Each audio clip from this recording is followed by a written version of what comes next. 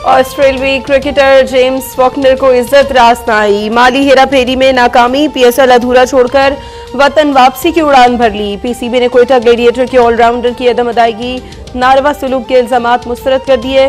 कहा, मुआहदे के तहत फॉकनर को बरतानिया में उनके ऑफशोर अकाउंट में 70% रकम मुंतकिल कर दी गई थी। अब फॉकनर दूसरे अकाउंट में दोबारा मजीद अदायगी चाहते थे। पीसीबी ने फॉकनर के लिए हमेशा के लिए पीएसएल के दरवाजे बंद कर दिए। जेम्स फॉकनर का खेल से खिलवाड़, पहले मुल्तान सुल्तान्स के खिलाफ अहम मैच खेलने से इनकार, फिर वतन वापसी से कबल शराब के नशे में धुत होकर होटल में हुल्लड़बाजी, होटल का फानूस भी तोड़ दिया जिसकी अदायगी पीसीबी को करना पड़ी। जाते हुए एयरपोर्ट पर इमिग्रेशन हुक्काम से भी बदतमीजी करके अपनी औकात दिखा दी।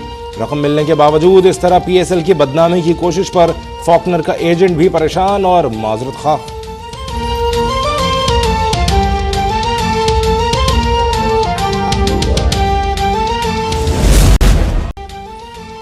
अरकान पार्लियामेंट को भी इलेक्शन मुहिम में हिस्सा लेने की इजाजत देने की तैयारी। वजीर इत्तलात फवाद चौधरी ने कहा है कि वफाकी काबीना में 2 अहम कवानीन मंजूरी के लिए भेज दिए हैं। पहले कानून के तहत अरकान असम्बली और सेनेट अब इलेक्शन मुहिम में हिस्सा ले सकेंगे। दूसरे कानून के तहत सोशल मीडिया पर लोगों की इज्जत उछालने को काबिल ताज़ीर जुर्म करार दे दिया गया है। अदालतें 6 माह में फैसला देने की पाबंद होंगी।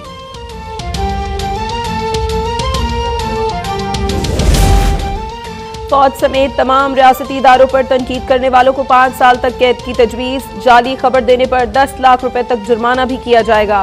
वफाकी काबीना ने पीका एक्ट में तरमीम की मंजूरी दे दी। आइंदा हफ्ते ऑर्डिनेंस जारी किया जाएगा। फेक न्यूज़ ऑर्डिनेंस का इत्तलाक सोशल मीडिया पर भी होगा। इलेक्ट्रॉनिक क्राइम के मुकदमे की समाअत 6 माह में मुकम्मल होगी, वरना मातहत जज हाईकोर्ट को जवाबदेह होगा।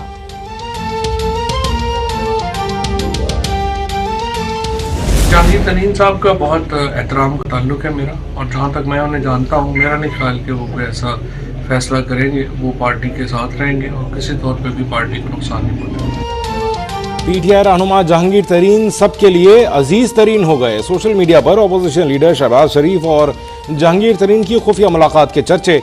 वज़ीर इत्तलात फवाद चौधरी ने कहा, जहांगीर तरीन का पार्टी से एहतराम का रिश्ता है। कल तक उन्हें चीनी चोर कहने वाले आज उनसे ही मदद मांग रहे हैं, लेकिन जहांगीर तरीन पीटीआई नहीं छोड़ेंगे। ऑपोजिशन की तो घर वाले भी नहीं सुनते। ये कल नहीं आज तहरीके अदम एतमाद लाएं। इमरान खान को इनसे कोई खतरा नहीं।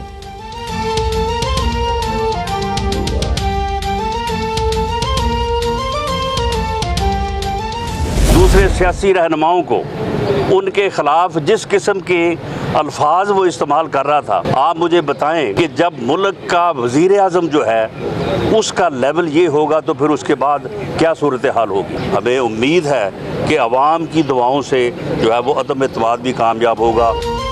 इमरान खान तहरीके अदम एतमाद से बौखलाकर मुखालिफिन को गालियां दे रहे हैं। तहरीके इंसाफ के मुतअद्दिद अरकान हमसे राबते में हैं। सदर नून लीग पंजाब राना सनाउल्लाह का दावा। कहा, हुकूमत के खिलाफ अदम एतमाद के लिए चंद लोगों की जरूरत है और ये नंबर तकरीबन पूरे हो चुके। अपोजिशन को किसी अंपायर की उंगली का इंतजार नहीं। हुकूमत से निजात के लिए लॉन्ग मार्च और अदम एतमाद समेत हर ऑप्शन इस्तेमाल करेंगे।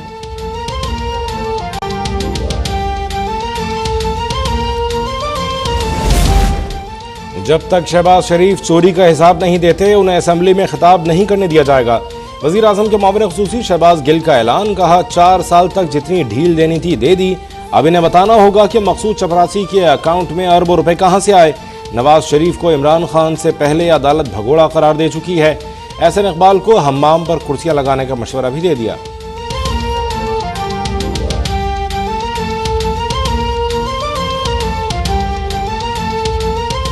कोई स्टेटमेंट, कोई प्रेस कॉन्फ्रेंस कराए कि तर्जुमानों की ऐसी नहीं जिसमें आटा सस्ता हुआ हो, चीनी सस्ती हुई हो, गैस सस्ती हुई हो। सुबह दोपहर शाम नवाज शरीफ, शहबाज शरीफ, पाकिस्तान मुस्लिम लीग नून। मैं ये बता दूं कि ये तकरीर की दोबारा वापसी सिर्फ इसलिए है कि इमरान खान साहब को पता चल चुका है कि वो जाने वाले। शहबाज शरीफ का दिल मजबूत है, इमरान खान अपना दिल मजबूत करें। तर्जुमानों समेत इनके जेल जाने का वक्त आ चुका है।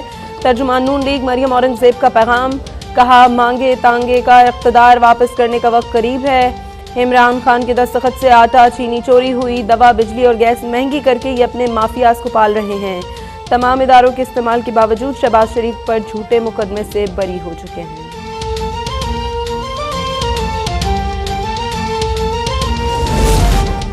महंगाई के मारे अवाम पर पेट्रोल बम के बाद बिजली गिराने की तैयारियां। बिजली की कीमत में 6 रुपए 10 पैसे फी यूनिट इजाफे का खदशा। सेंट्रल पावर परचेसिंग एजेंसी की जनवरी की माहाना फ्यूल एडजस्टमेंट से मुतालिक दरखास्त पर समात 28 फरवरी को होगी। इदारा शुमारियात के मुताबिक गुज़श्ता हफ्ते 28 अशिया की कीमतों में इजाफा हुआ। लहसुन, टमाटर, मुर्गी, घी की कीमतें मजीद बढ़ गईं।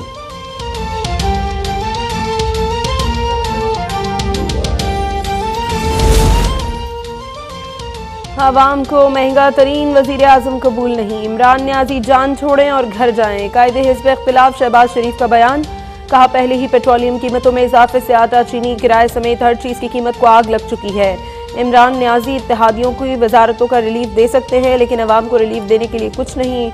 हुकूमत अवाम को रिलीफ देने की न नीयत रखती है न अहलियत।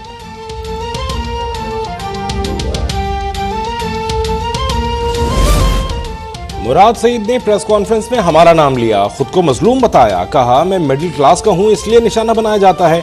मिडिल क्लास होना मसला नहीं, मिडिल मैन होना मसला है।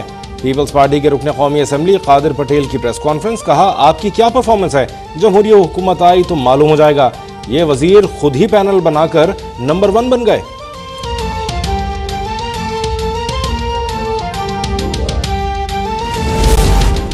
कराची में डाकुओं की फायरिंग से जाँ बहक सहाफ़ी अथर मतीन आहू और सिस्कियों में सुपुर्द खाक। नमाज जनाजा में सदर ममलिकत, गवर्नर सिंध, सूबाई वजीर सईद गनी समेत सियासी रहनुमाओं और सहाफ़ी बरादरी की बड़ी तादाद में शिरकत। सईद गनी ने कहा अथर मतीन के कातिल जल्द पकड़े जाएंगे। स्ट्रीट क्राइम के ताने बाने बलूचिस्तान से मिल रहे हैं। पुलिस में खराबियां हैं, लेकिन पूरे महकमे को खराब कहना दुरुस्त नहीं।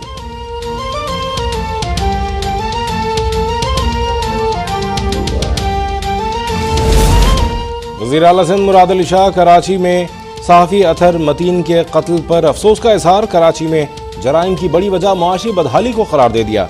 इलेक्शन कमीशन सिंध में सेनेट की जनरल नशिस्त पर निसार खोड़ो के कागजात नामजदगी जमा कराने के बाद गुफ्तगू में कहा अमन व अमान की सूरत हाल में बेहतरी हुकूमत का अवलीन फ़र्ज है। सेफ सिटी से मुतालिक मामलात आखिरी मराहिल में हैं।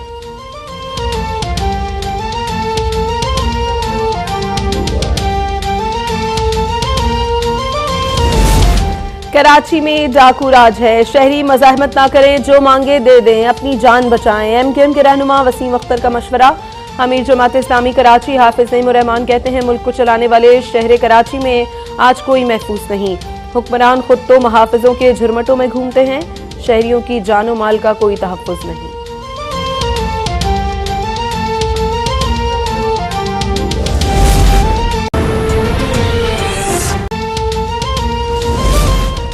मुराद सईद ने प्रेस कॉन्फ्रेंस में हमारा नाम लिया, खुद को मजलूम बताया। कहा मैं मिडिल क्लास का हूं, इसलिए निशाना बनाया जाता है। मिडिल क्लास होना मसला नहीं, मिडिल मैन होना मसला है। पीपल्स पार्टी के रुकने कौमी असम्बली कादिर पटेल की प्रेस कॉन्फ्रेंस। कहा आपकी क्या परफॉर्मेंस है, जमहूरी हुकूमत आई तो मालूम हो जाएगा। ये वजीर खुद ही पैनल बनाकर नंबर 1 बन गए।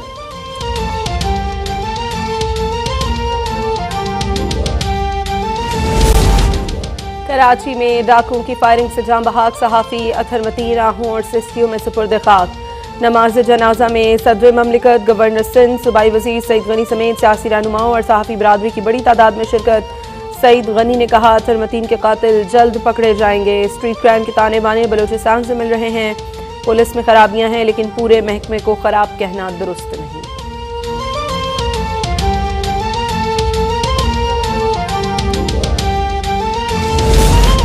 वज़ीर आला सिंध मुराद अली शाह कराची में सहाफ़ी अथर मतीन के कत्ल पर अफसोस का इजहार। कराची में जराइम की बड़ी वजह माशी बदहाली को करार दे दिया। इलेक्शन कमीशन सिंध में सेनेट की जनरल नशिस्त पर निसार खोड़ो के कागजात नामजदगी जमा कराने के बाद गुफ्तगू में कहा अमन व अमान की सूरत हाल में बेहतरी हुकूमत का अवलीन फ़र्ज है।